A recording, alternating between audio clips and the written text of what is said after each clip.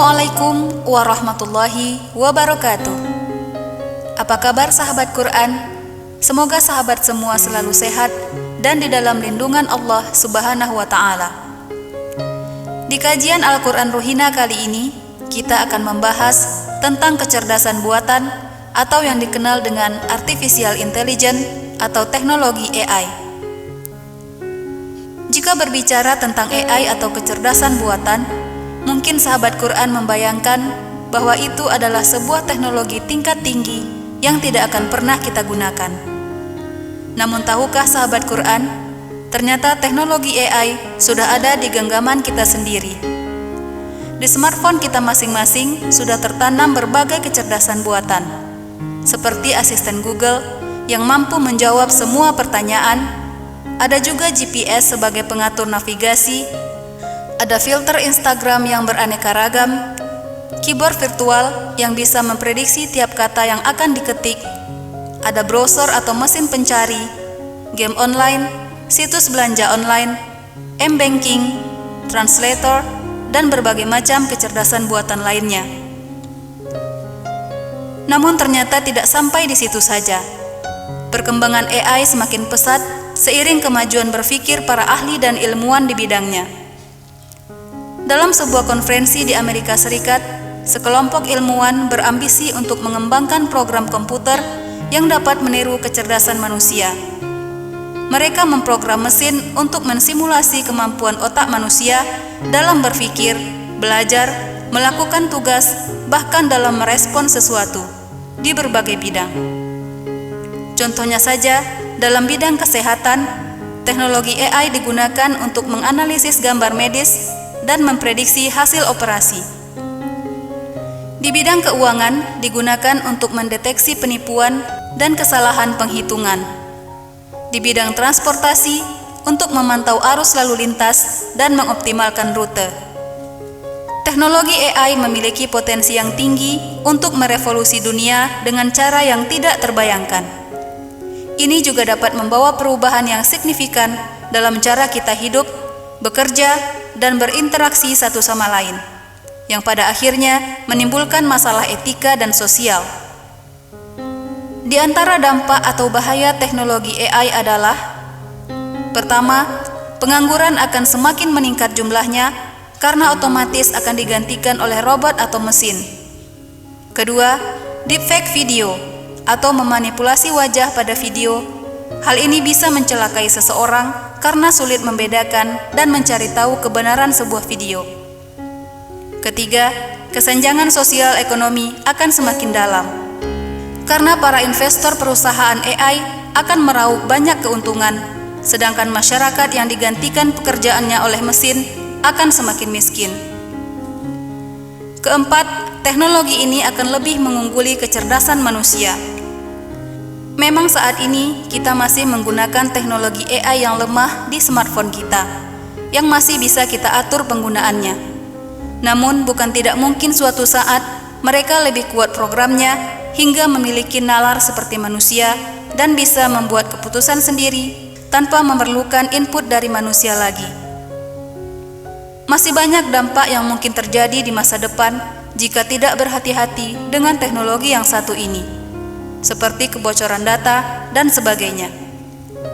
Bahkan seorang Elon Musk, entrepreneur barat dan inovator energi terbarukan, pendiri perusahaan besar seperti SpaceX, PayPal, Tesla, OpenAI dan lain-lain, memprediksi bahwa kecerdasan buatan ini adalah akhir dari peradaban manusia.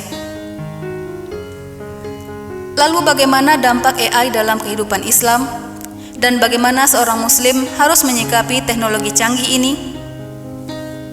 Sejatinya teknologi AI tidak lebih dari sebuah perkembangan teknologi abad ini yang luar biasa. Teknologi ini secara positif memberikan kemudahan dan kecepatan bagi manusia dalam mencari informasi. Mesin AI sendiri mendefinisikan dirinya melalui platform ChatGPT bahwa dalam kehidupan beragama, AI tidak memiliki niat untuk mempengaruhi atau membahayakan agama manapun, termasuk Islam.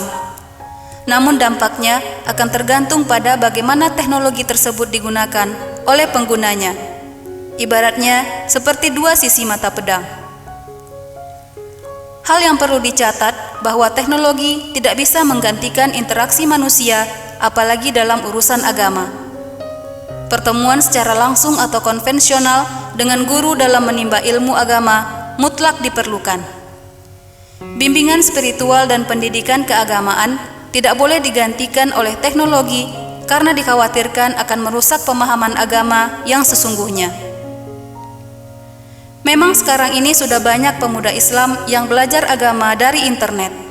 Namun perlu diingat bahwa jika hanya mengandalkan informasi dari internet saja, akan fatal akibatnya jika ada pemahaman yang keliru dan diterima secara mentah-mentah, tanpa adanya dialog atau verifikasi dari orang yang berkompeten di bidangnya.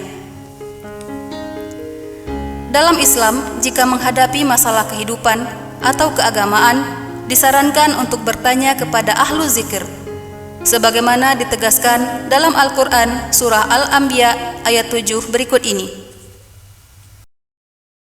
A'udzu billahi minasy syaithanir rajim. Bismillahirrahmanirrahim. Wa ma arsalna qablaka illa rijalan nuhi ilaihim fas'alu ahla dzikri in kuntum la ta'lamun. Shadaqallahul azim.